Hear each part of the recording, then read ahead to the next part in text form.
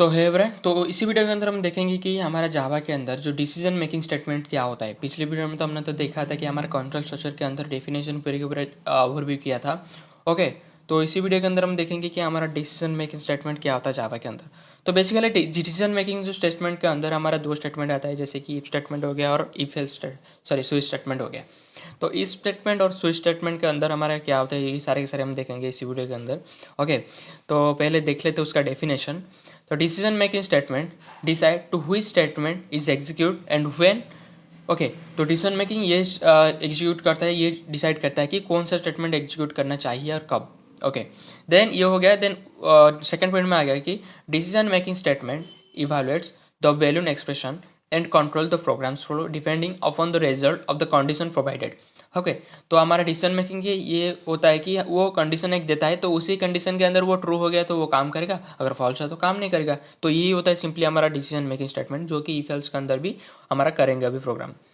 Then there are two types of decision making statement. First of all is हमारा if statement and another is हमारा switch statement. Okay, तो इसको हम पूरे के पूरे एक्सप्लेन करके हम देखेंगे सारे के सारे वीडियो के अंदर। ओके, देन ये हो गया कि हमारा इफ स्टेटमेंट क्या होता है। इफ स्टेटमेंट बेसिकली ये होता है कि अगर एक प्रोग्राम हमारा ट्रू है तो वो काम करेगा, फॉल्स है तो नहीं काम करेगा। तो इसी तरह हमारा होता है इफ स्टेटमेंट। तो इफ स्टेटमेंट के अंदर हमारे सारे बहुत सारे प्रोग्राम, उसके अंदर बहुत सारे टाइप्स होते हैं, जैसे कि हमारे यहाँ पर नीचे दे रखी है सारे सारे। तो पहले उसका डेफिनेशन देख लेते हैं। Simple if statement in Java, the if statement is use to evaluate a condition. एक कंडीशन को इवेलुएट करता है। ओके, इफ स्टेटमेंट का काम ये होता है कि वो कंडीशन करेगा। Okay, the control of the program is diverted depending upon the specific condition. The condition of if statement is given the Boolean value, they true or false in Java. There are four types of if statement. First of all is sample if statement, and another is if else statement, and if else if later, and nested if. Okay, तो इस सारे का sir मैं एक बार आपको simply explain कर देता हूँ। सिंपल इफ स्टेटमेंट में क्या होता है कि हमारा सिंपल एक इफ स्टेटमेंट देकर हम प्रोग्राम को बनाएंगे। ओके, ये हो गया सिंपल इफ। देन हमारा हो गया कि इफ स्टेटमेंट क्या होता है। इफ स्टेटमेंट ये होता है कि इफ ये काम करेगा, नहीं तो ये काम करेगा। ओके, ये हो गया हमारा if statement. And if ladder क्या होता है कि इफ एक अकेला लगेगा और एल्स एल्स एल्स लगेगा। तो इसका मीनिंग ये होता है कि देखो, हमको एक डिवीजन, मतलब डिवीजन क्या होता है कि हमारा एग्जाम के बाद हमको डिवीजन आता है ना, फर्स्ट डिवीजन की, सेकंड डिवीजन की, थर्ड डिवीजन, ये होता है ना। तो इसी तरह हमको एक ग्रेड टाइप का प्रोग्राम जो भी बनाएंगे तो वहाँ पर वो काम आएगा। Okay, if else ladder. Okay, पहले तो ये हो गया, नहीं तो ये, नहीं तो ये, नहीं तो ये, इसी तरह हमारे इफ एल्स लेटर में आ गया। नेस्टेड इफ क्या होता है। नेस्टेड इफ का मीनिंग ये होता है कि इफ स्टेटमेंट के अंदर और एक इफ स्टेटमेंट जब भी हम लिखेंगे तो उसको हम नेस्टेड इफ बोलते हैं। ओके, तो ये हो गया हमारे इफ स्टेटमेंट के पूरे एक्सप्लेन। ओके, तो इफ स्टेटमेंट एक्सप्लेन के बाद तो उसका हमको प्रोग्राम बनाना चाहिए ना, नहीं तो हम कैसे जानेंगे इफ स्टेटमेंट के अंदर ये होता है या नहीं होता है। तो सिंपली इसको करने के लिए हम हमारे चलते हैं हमारा इंटेलिजेंट आईडिया के अंदर। तो यहाँ पर पहले एक न्यू क्लास बना लेते हैं। ओके, तो न्यू क्लास बनाते हैं यहाँ पर जावा क्लास देकर। तो जावा क्लास के अंदर हम जब भी प्रोग्राम एक न्यू क्लास लेते हैं, उसका नेम देते हैं सिंपली, इसका नेम देते हैं हम if statement. Okay, if statement, if statement.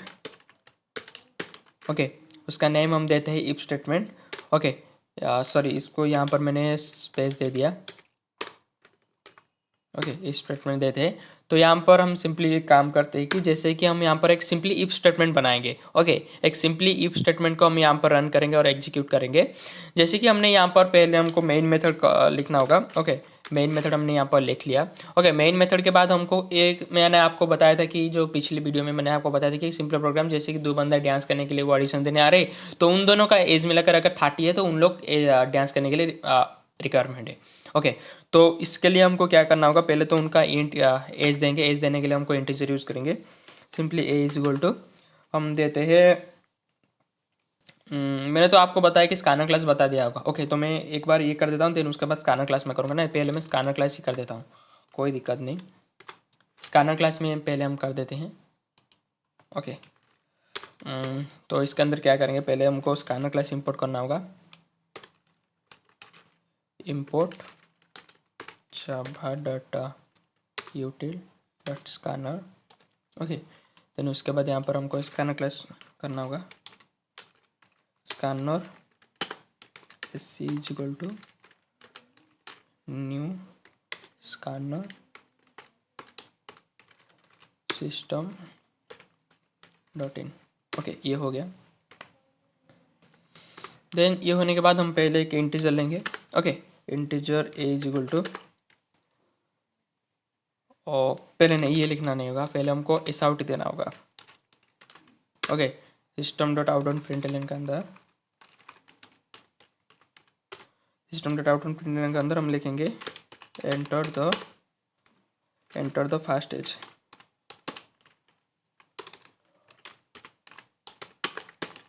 Okay, enter the first age, then int A is equal to SC dot next int, okay. Then ये हो गया। देन अगर उसके बाद और एक ऐसा आउट देंगे, उसके अंदर लिखेंगे enter the second age, okay, ये हो गया। देन उसके बाद हम नीचे लिखेंगे कि int B is equal to S C dot next int, okay, ये दोनों हो गया। तो इस दोनों के अंदर हम देखेंगे अगर इन दोनों मिलाकर हमारा 30 हो रहे हैं तो ये प्रोग्राम रन करेंगे, मतलब उन दोनों वो डांस करने के लिए रेडी होंगे, नहीं तो नहीं, ओके। तो यहाँ पर हम सिंपली इफ स्टेटमेंट यूज़ करेंगे। यहाँ पर सिंपली हम लिखेंगे कि इफ के अंदर लिखेंगे अगर हमारा जो A plus B, okay, A plus B is greater than 30, okay, A plus B is greater than 30, then ये रन करेगा, okay, SOUT you both are ready to dance, okay, ये हो गया। तो ये सिंपली हम एक प्रोग्राम बनाए तो उसको हम रन करते हैं। सिंपली रन करने के बाद हमारा जो टर्मिनल ओपन हो जाएगा, ओके। इसके अंदर देखिए पहले एंटर द फर्स्ट एज, जैसे कि डालते 15 एंड सेकेंड एज डालते 23, तो ये are both for ready for dance, okay. तो अगर ये हो गया, ओके, सिंपली ये प्रोग्राम बनाया। तो इफ एल्स के अंदर क्या होता है हम देखते हैं, ओके। तो इफ एल्स के अंदर क्या होता है, सिंपली यहाँ पर जो इफ है तो यहाँ पर नीचे और एक इफ एल्स स्टेटमेंट हम लगाते हैं, ओके। तो ये तो हो गया, ये डांस करने के लिए रेडी है। अगर ये नहीं हुआ तो वो क्या करेंगे, तो यहाँ पर सिंपली एल्स स्टेटमेंट लगाएंगे। एल्स स्टेटमेंट के अंदर हम लिखेंगे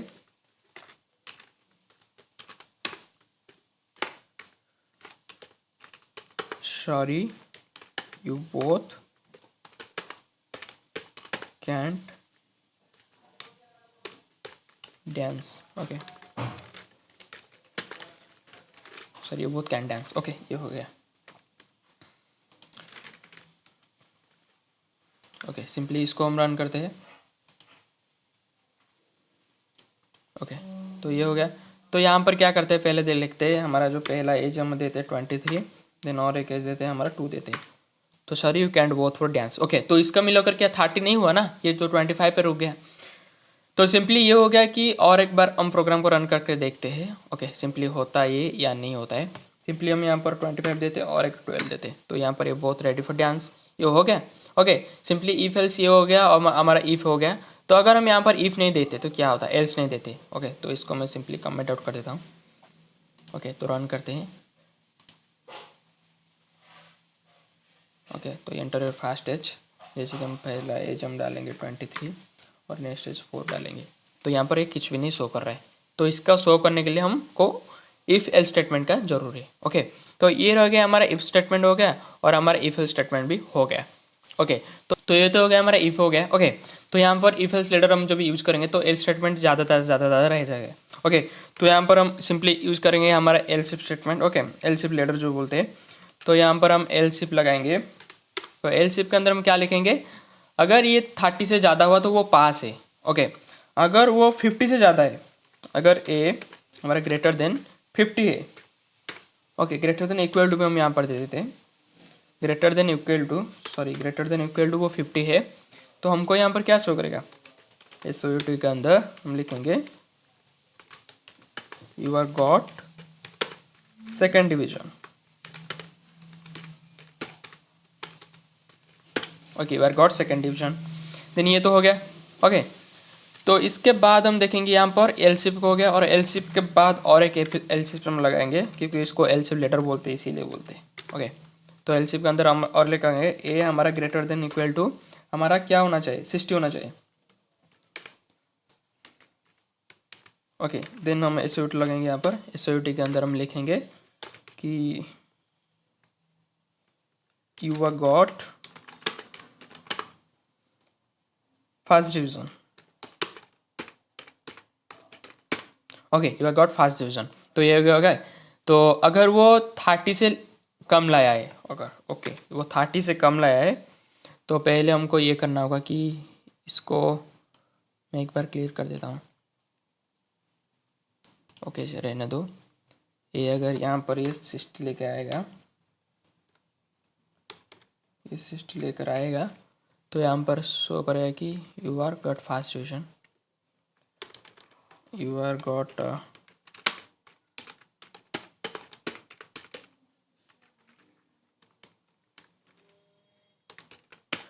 first division.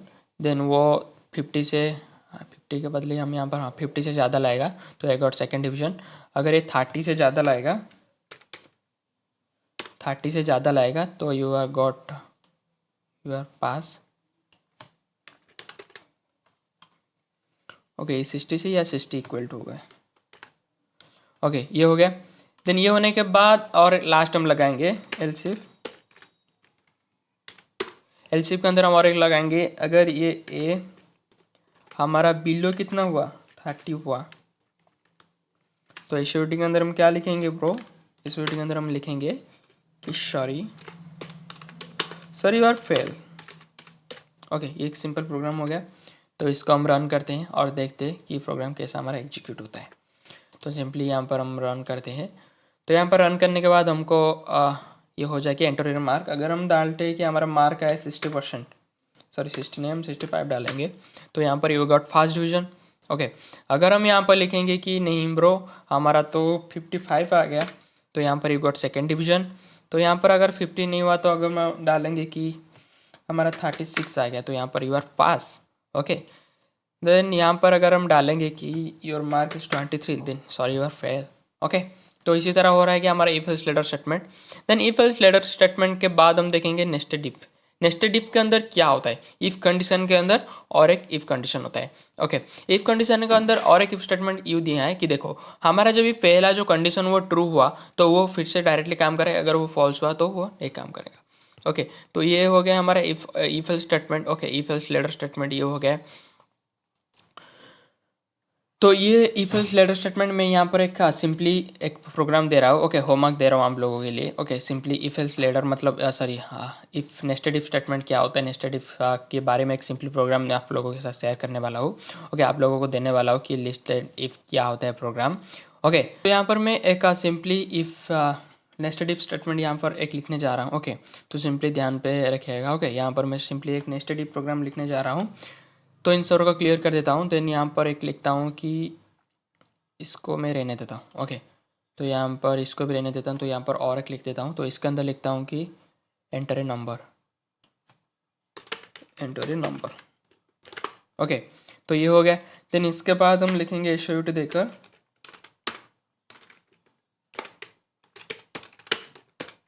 another number, enter another। Okay enter another number. Then ये होने के बाद देन यहाँ पर नीचे आएगा कि और एक बार int b is equal to हम यहाँ पर देते हैं SC नेक्स्ट इंट। ओके ये हो गया। ओके ये होने के बाद यहाँ पर हम नेस्टेड इफ स्टेटमेंट यूज़ करेंगे। नेस्टेड इफ यहाँ पर यूज़ करेंगे, जैसे कि इफ़ देते हैं, इफ़ के अंदर सॉरी यहाँ पर हम इफ़ देते हैं। ओके तो इफ़ होने के बाद देन यहाँ पर हम सिंपली लिखते हैं कि इफ़ के अंदर हम लिखेंगे अगर हमारा ए ओके ए हमारा इक्वल टू हमारा 10 है, देन उसके अंदर और एक इफ लगाएंगे अगर हमारा जो ए हमारा बी इक्वल टू 20 है।